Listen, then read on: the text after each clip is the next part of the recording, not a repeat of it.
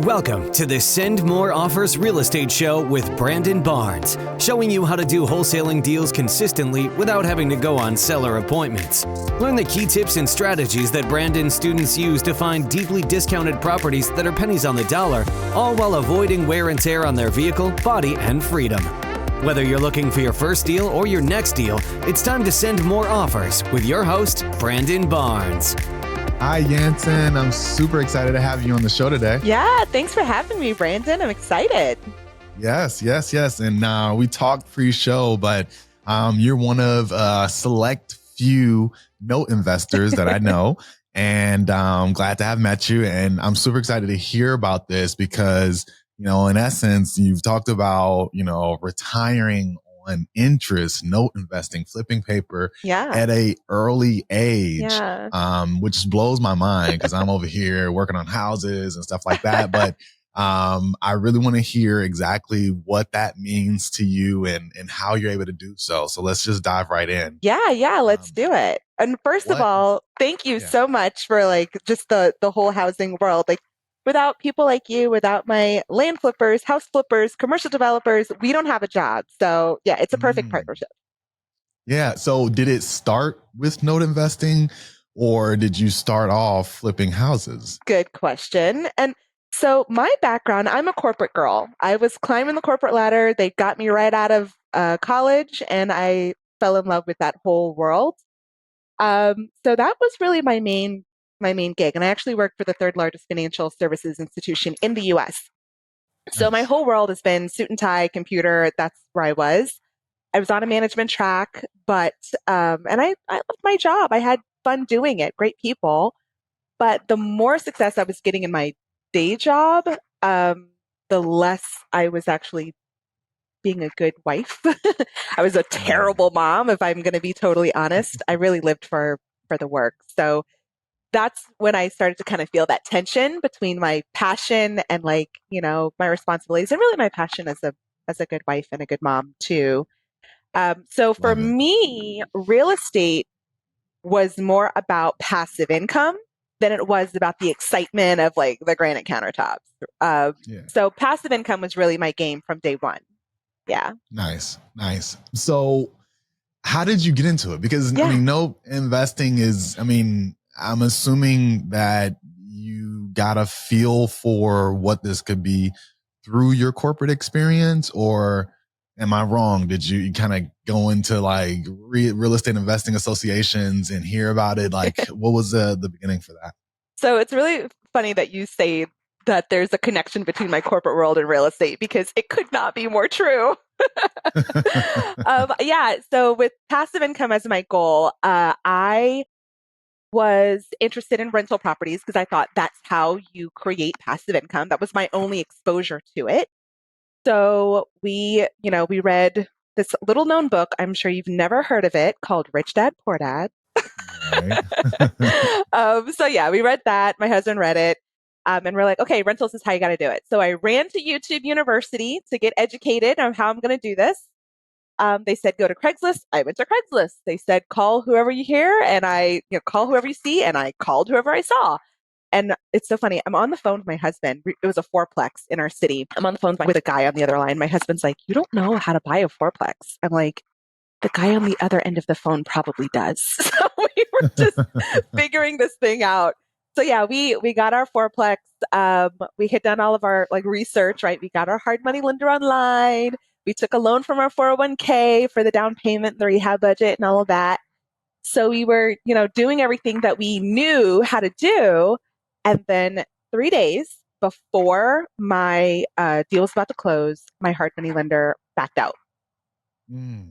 Yeah, it my heart just sank. And so my husband's like, well, you got to be honest. So I'm like, okay. And I knew this being my first deal, the wholesaler knew that I was super green, just with the questions I was asking. He was pretty transparent about it. And I fully expected to be blacklisted in all of Orlando. No one was ever going to work with me again. And so I, like a big girl, called him and I'm like, I am a fraud. I was so sad. And you know what? He was like, then chill out. What's the problem? like real estate is just a bunch of little problems. Let's figure it out together. Right. And I told him like, hey, my hard money lender backed out, but I have this and I have that. Da, da, da. He's like, all right, give me a minute. He hung up the phone. An hour later, the title company called me back and said, you're funded. Oh, wow. It was a private lender who had just gotten out of a deal earlier that week. They asked the title company, hey, if something else comes around, put my money back to work. He never met me, did not run any sort of background checks, credit check, nothing. He just saw the deal, saw it was solid. He actually knew the wholesaler as well. And so that was my first experience with private money.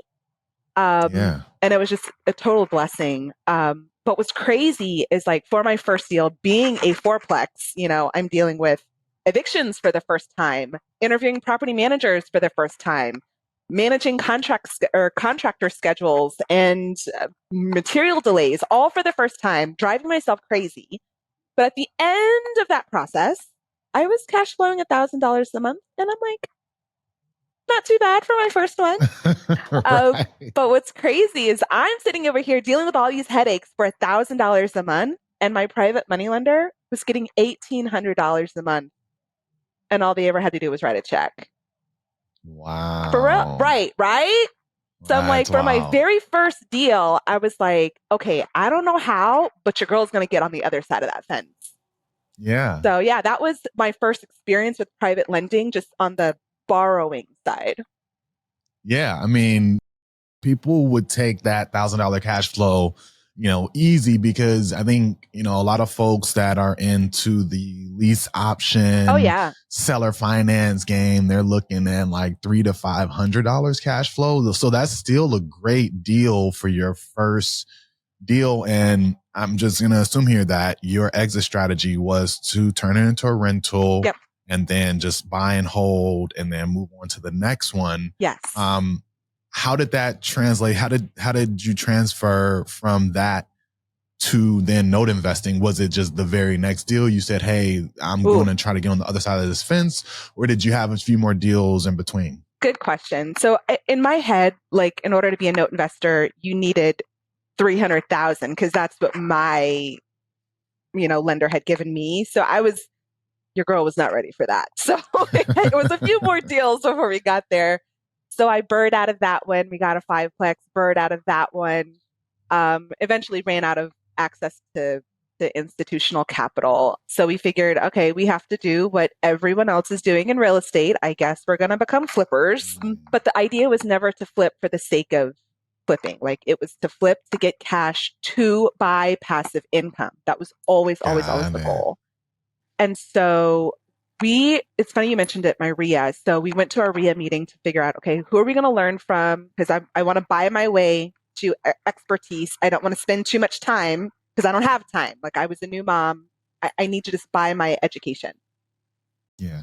And coincidentally, a guy came and was talking about flipping land instead of flipping houses. And I was like, well, that sounds stupid. So, but it was really cool because there's not a lot of people who are doing it. And it's funny because you said here, I'm one of few people who do note investing. I guess I'm always attracted to the things no one else wants to do.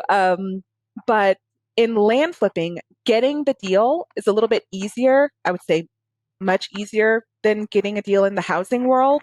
But the disposition side can be a little tricky, right? Once you get a good deal in a house, that baby is gone. Right. Dispo for land is a little trickier. And it's not really bankable. So not a lot of banks want to lend on it. So your buying pool is much smaller. So in order to get rid of this land quickly, you just have to offer owner financing. So your lease option people, like, listen, if you're into lease options and you're having a hard time finding deals, look at land. Yeah. Awesome. I like that. So yeah, that's a good one. So just in our regular process of dispoing the land, we were generating notes. We didn't even know that's what it was called. We were originating, had no clue what that was. But yeah, eventually we had, enough interest income just on the notes that we had originated. That's how I was able to back away from work. Yeah. And so just to dive a little bit into that, for those folks, because I've interviewed a few land investors over the years here on the show. What was your process for going after land? Was it working with wholesalers, finding stuff online, sending mail, calls? What were you doing to get the land? Yeah, we're old school. We're still snail mail. It still works for us. Just recently, we've started to get into the text message. We're not cold calling yet, but yeah, just regular snail mail.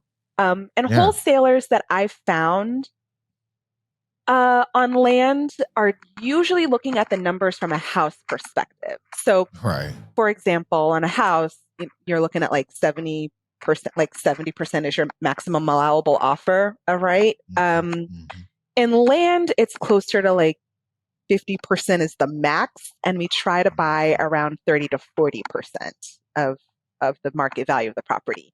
So usually when a wholesaler comes to me with land, it's like, you need to talk to a developer. I'm flipping to developers. I'm not the person who's going to improve it.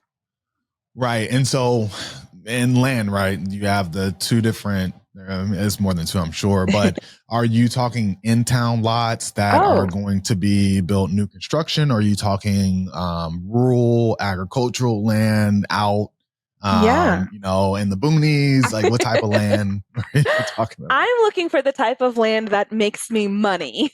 So and that depends, right? So I have sold, I've sold an individual lot inside a subdivision, and I made $100,000 on that flip.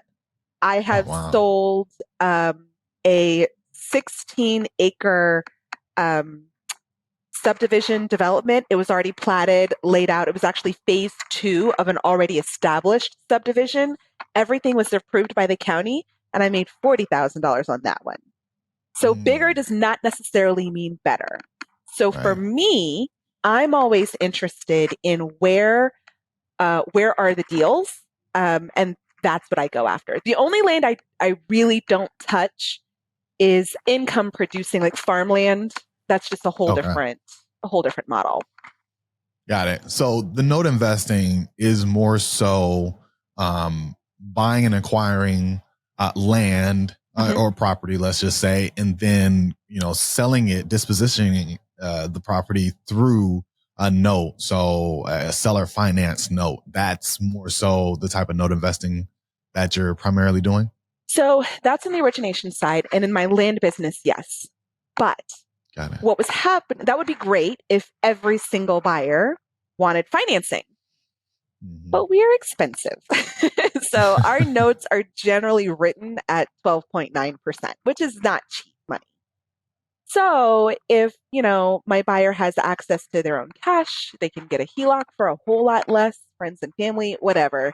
They're going to take the cheaper money. And unfortunately, I get cashed out. So it got to the point in my land business where, you know, the cash is piling and piling and piling up, and all earning 0%, like 1% in savings, you know. And, you know, I don't know about your market, but here in Orlando, it is like bananas. It was really tough to find multifamilies that were hitting numbers that would make sense to anyone who, I don't know, owns a calculator. So we had a problem. So then I started going to my other land flippers, and I'm like, listen, I know you guys are doing the same thing I'm doing, but some of you guys have overhead. You have employees, you have mailing you have to do. You know, there's other expenses in your business. If you don't want your cash flow and a chunk of cash is better for you, I'll buy your notes. So you get the cash you need, and I get the income and the passive income that I actually want. And it ended up being this perfect little blend. And inside of the land world, I started to become the chick who buys the notes. There you go. Yeah. That's the land that's the note investing that you were speaking about. That's what it makes sense now. Because sorry, I have such a long story, but it all connects. It does. Because I've a few of the guys that I've interviewed and that I know or that are colleagues that are doing the land investing.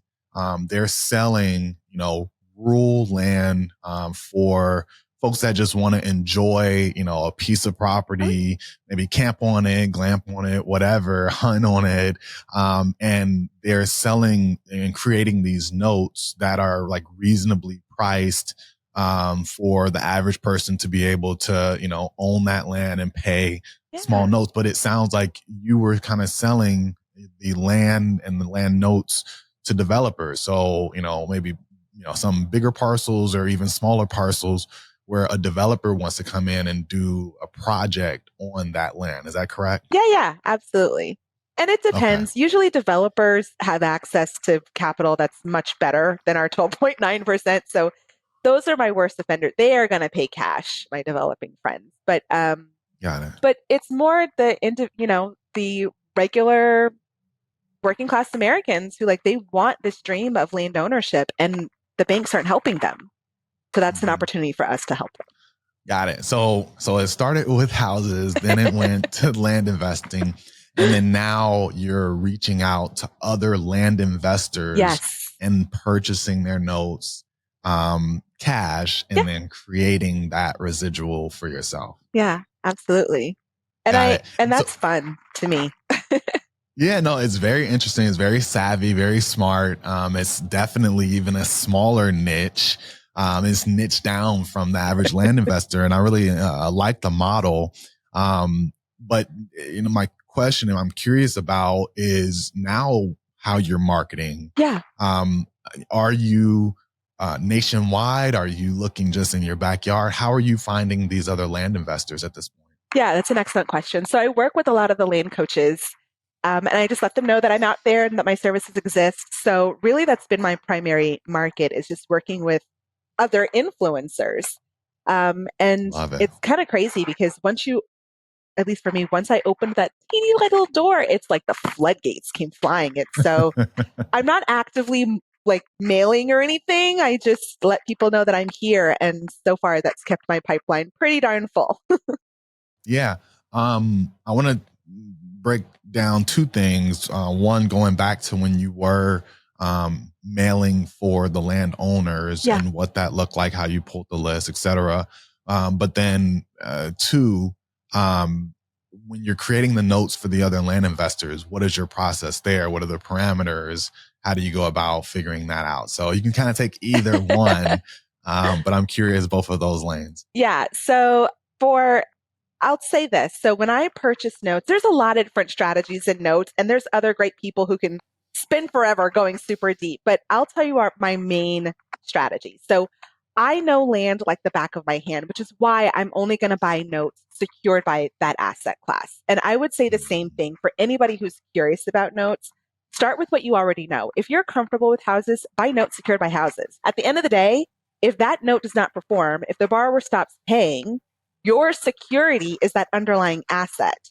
Right. So is it prudent for me to buy a note on yachts? No, because I don't know what to do with a yacht. But there's definitely a market of people who that's what they do. So starting with that criteria, for me, I'm not afraid of the underlying asset. I'm not afraid of a little bit of work. So I don't require, an 800 credit score or, all of, your debt to income ratio to me isn't important. The asset. Exactly. You know the asset. For me, I want 20% down payment because that just shows they've got some skin in the game and it's going to hurt a little bit if they walk away. Mm-hmm. I want to see a solid interest rate. Ideally, are looking for notes that are 10% and up with the interest rate. And if that's not the case, don't worry, we can work on it. And a lot of other note investors want to see seasoning. I don't mind. I'm that note investors, particularly if you have wholesalers who are just dabbling into that whole lease option or owner financing part. I'm the person who's like, if you can negotiate that deal at the closing table, I will buy the note from you. So as a wholesaler, you get the cash that you want on closing date. And from day one, I get the cash flow that I want. I don't even need to wait to see if it's seasoned. Again, love it. Because I'm not afraid of the underlying asset. Love it. And are you doing this again nationwide? Yeah, I do it nationwide. There are certain states I don't love to work with. So the Northeast tends to be a little challenging sometimes, which is ironic because Pennsylvania is gigantic for notes. But for land notes, there's not a whole lot of land up there. So my market isn't really there. Oklahoma recently, this is very recent. I want to say November of 2023, recently no longer allows non-US citizens to own real estate or to finance it. So I do have a lot of German partners and Spanish partners. So that kind of killed it for Oklahoma. But for the most part, anything in what I call the American smile, my Southern happy people. There you go. I love it. I love to I my love notes it. down there.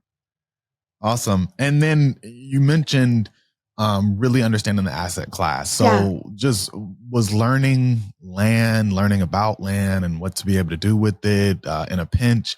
Did it just come through experience, or is there something that really kind of kickstarted your knowledge and understanding land? Was it just putting these deals together over time? Yeah, excellent question.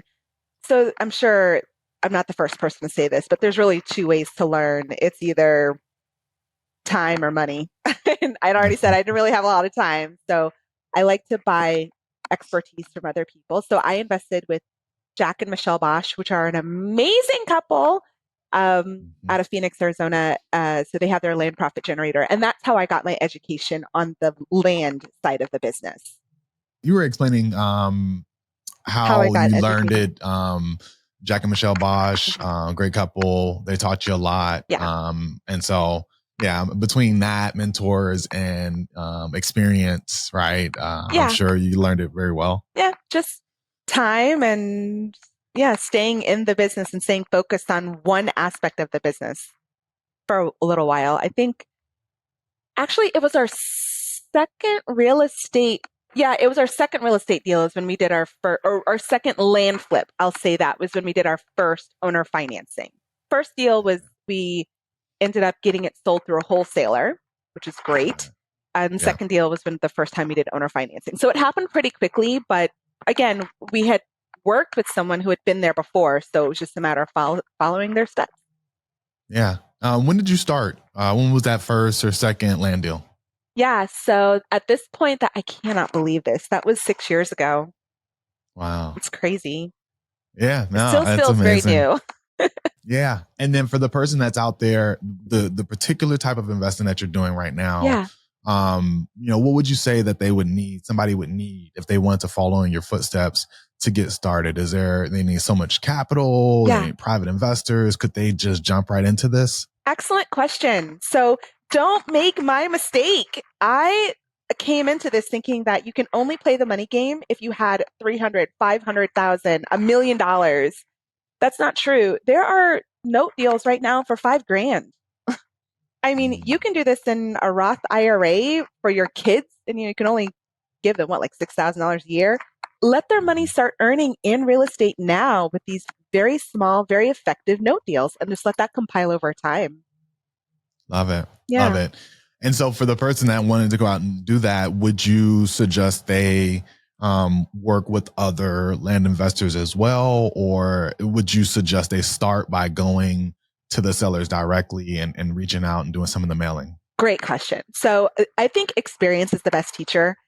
And so you can just hop on any mortgage marketplace right now and just start looking at deals. You don't have to do a deal. Just start looking at them, analyzing them, seeing how they're laid out, what things are important to you or what are not important to you. So for example, you can check out cashforlanddeals.com. You can go to paperstack.com. There's jklholdings.com. And I'll send all this information. So if you want to put it somewhere, great. But and I actually do have a list of my favorite online marketplaces for you to find your own deals. And then what I would say is the first thing before you invest in notes, I would want you to get very clear on what your goals are. So for me, it was always passive income. So that means I wanted cash coming in every single month because there is a such thing as what we call non-performing notes. And those are people who are not paying their mortgages. And when I first heard that, I'm like, why the heck would I want that? But for those folks who I would say like loan to own, you're just going to buy the note so that you hope you foreclose and get some property. That's a good model for you. That's not my strategy, but knowing what your goal is going to help you decide what kinds of notes you're interested in. Love it. And then in terms of the return requirements, again, that's going to be very individual. For me, I would say if I weren't investing in notes, my next closest alternative to sort of set it and forget it for me would be the stock market or I'm in retirement now, so I can't really handle the up and down the way I could when I was working. So I need some debt instruments. And so for me, that's going to look like, some corporate debt. So maybe for me, I'm only earning 5, 6, 7%. That's my best alternative. And so in the note space, when I'm looking for yields, I want to find something that's at least better than that. So, Got it. Yeah. Got it. What are some examples? Speaking to what you're talking about, some debt instruments. Yeah. So some of the debt instruments or some examples of deals.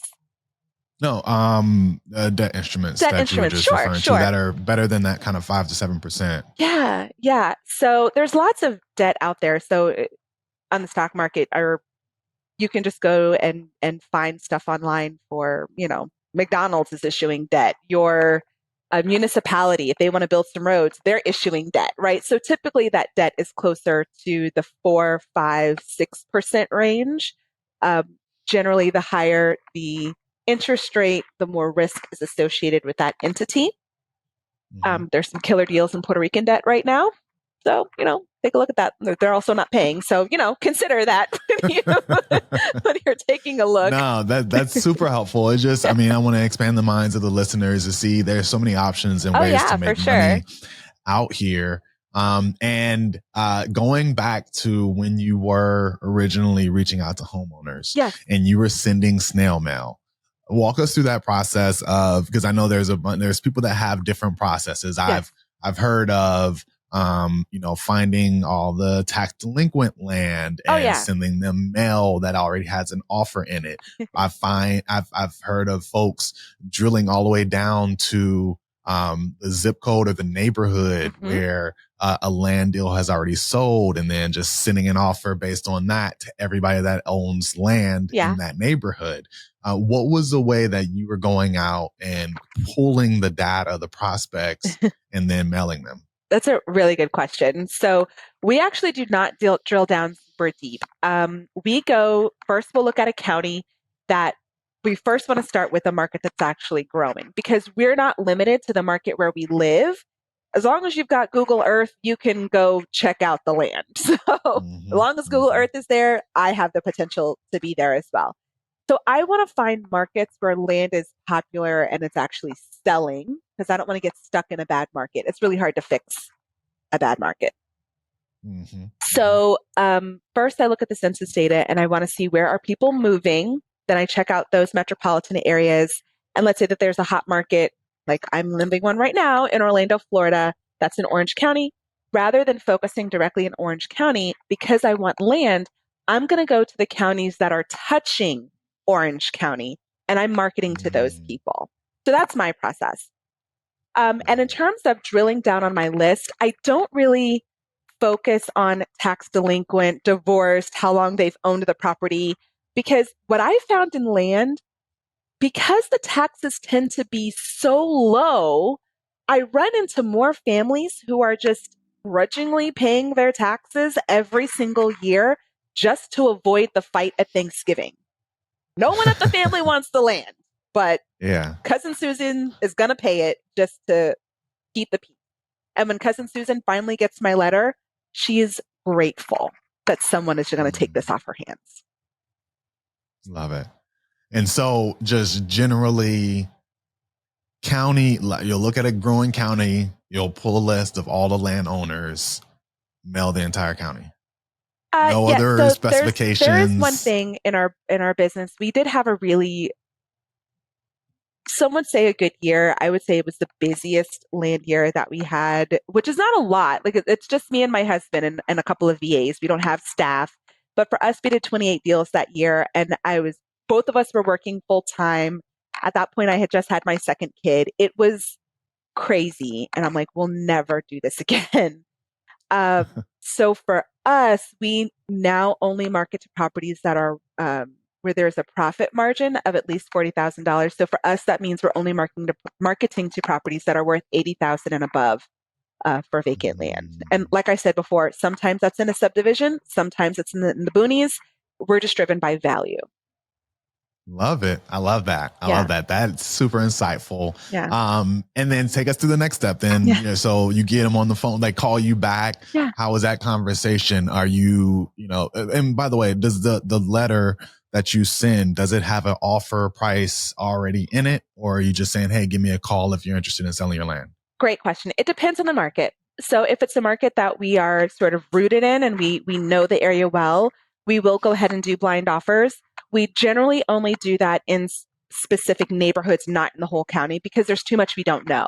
But if it's in Right. a neighborhood where either we've done deals before or we've seen some solid activity, we're like, we can just go ahead and mail this. We will send a blind offer.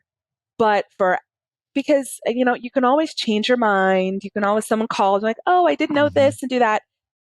We try to minimize that. So because of that, if it's outside of an area that we know very well, we still do send neutral letters. Just say, give me a call if you're interested. Got it. Were you handling those calls when they come back in? No, heck no. I had a full-time job. No. And I did not want another one. So no, we used Pat Live for a little while. We transitioned to a VA that worked directly for us to help us handle that. We love I love my VAs from the Philippines. They're great. But to handle those calls, we specifically chose a VA in Colombia because I love Colombia and I visit there. And when I have a VA, now it's a tax write-off. So we chose There a you go. Colombian representative to handle our calls, and which also helped because Spanish is a really popular language here as well. Got it. And are those conversations, are they negotiating hard, or, is it generally, you already know what time it is? So land is very slow. Land is just like, and everyone knows, we even have it on our calls. We write offers on Thursdays.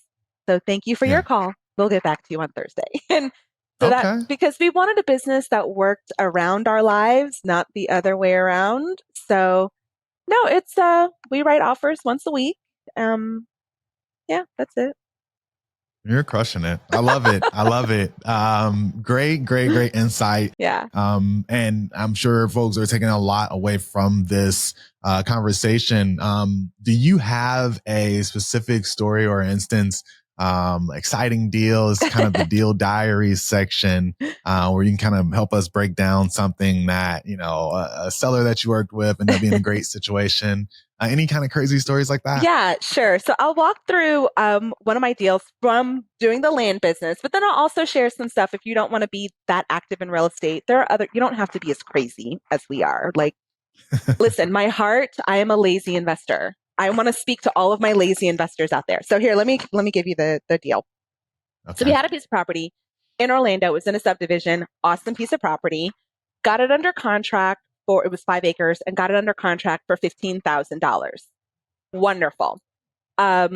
We did not know what the heck we were doing. So we ran to a wholesaler. We're like, can you please help us get this deal sold? They found somebody who was interested in the land. We told them that owner financing was an option. And so they brought us a buyer in a week. I'm like, great. Now what? So we went to the title company, and the title company helped us write it. The purchaser of the property ended up buying the property for $60,000 with a 20% down payment. And for those of you doing the math out there, that's $15,000. So for our very first owner financed deal at the closing table, we had $0 out of pocket. The wholesaler actually took their fee from the seller, or from the buyer. So we had $0 out of pocket. We gave our wholesaler a big hug and a thank you, and we walked away. We walked away with the note for $45,000 at 12.9% interest. So over the life of that note, it's over $100,000. Oh my goodness. Yeah. That is an amazing story. and we started with, yes! I have to give you one of those. It's a really, really good deal. And it's amazing what that kind of compounding interest can do. And it's a testament to everything that you've been doing. And I'm sure you have many deals just like that. Was that particular buyer a developer or just no? It was a lovely individual? lady out of New Jersey. The property was in Orlando. She wanted to come down here and retire one day. loved the Disney area and just wanted to prepare for her future. And so out of Jersey, she bought the property. And oddly enough, I didn't actually get all $100,000 because 5 years later, she sold it and she cashed me out. So I got my money back early, but it's fine. Just roll it into another note. I'll take that too. Right, exactly. Love it, love it, love it. Cool. Well, look, I can't let you go without putting you through a lightning round. Are you ready for that? Let's do it. All right. Look, so I have a series of rapid fire questions. You don't know the question. I don't know your answer. So just say the very first thing that comes to mind. Okay. What's one book that's been instrumental in your growth as a real estate investor? Eat That Frog. Eat That Frog. I've heard that one. Good stuff. Good stuff. If you could have drinks or coffee with any one person, dead or alive, who would it be and why? Isabel Allende. She's an author and her brain just works totally differently. Wow. Say the name. Isabel Allende. She's a Latin American author. Love it. I will have to check her out. What is your best advice for someone looking to do their very first note investing deal? Look at a lot of deals before you do your first one and start small. Whatever your budget is, do a quarter of that for your first deal. The diversification is key. So just spread them out. Yeah, that's really great advice. What's one mistake on a deal specifically or business in general that if you could do it over again, you would take that do over? Outsource faster. I'm a control freak and that is not serving anyone. Yeah. Love it. The next question was going to be, what's your financial goal for this calendar year? You already mentioned it. You guys want to do? We want to do $6 million in notes this year. That's my financial goal for this year. And that's tied to the fact that I'm trying to purchase a cabin on the storylines in 3 years. So yeah, that's a $4 million purchase. Working on it. Where's the storylines? It's a cruise ship.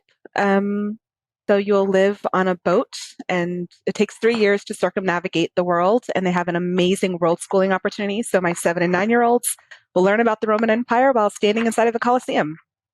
Wow. Yeah. I got to check that out. If you woke up tomorrow with $500 million deposited into your account overnight, what's the first thing you would go out and purchase with that newfound money? My cabin on the storyline. Yeah, I figured that was coming. Last one. What would you tell the person that's looking to scale or grow their business? Maybe they're just doing a deal here and there, but they're looking for some consistency. What advice would you give that person? Partner with somebody who's already doing it. Really, really good advice. Yeah. Awesome. Did I win? Yeah, you crushed it. We got some really great answers really quickly. Really appreciate you and everything that we talked about. Helping and walking us through the journey was just very illuminating because you took a very specific route to kind of get to where you are and using your knowledge to kind of create a market for yourself. I really love that and explaining all of the details around note investing and land investing, et cetera. What's a good place that people can go to follow you or learn more about your journey or just share some information with them? I would love, come hang out with me. Yeah. So flippingwithoutrehab.com, you can find out more about land flipping or note flipping or note investing. So you can check me out there. And if you go to flippingwithoutrehab.com/gift, you can download my ridiculously detailed checklist that I go through before I purchase any note, just so you can get a feel for helping you get your first one. Love it. Great stuff. Guys, and while you're at it, head over to sendmoreoffers.com. There's nothing there for sale, but just a bunch of great information and show notes from some of the best guests and advice that we have to offer. And you can even connect with me there at sendmoreoffers.com. Jantzen, I appreciate it so much. This has been a blast. I learned a lot. Yes, it really has. And all the best and cheers to your success going forward. And love on those kids for me. And I hope to hear about the cruise ship going, your cabin on the boat. Really cool stuff. Awesome. As always, guys, send more offers, do more deals. Till next time. Peace. Bye. That's all for this episode of the Send More Offers Real Estate Show with Brandon Barnes. But we know you're craving more knowledge to get yourself ready for that next deal. To schedule a call with Brandon to learn more about how to do deals consistently without seller appointments in a repeatable way, be sure to visit us at sendmoreoffers.com. And be sure to tune in for the next episode of the Send More Offers Real Estate Show.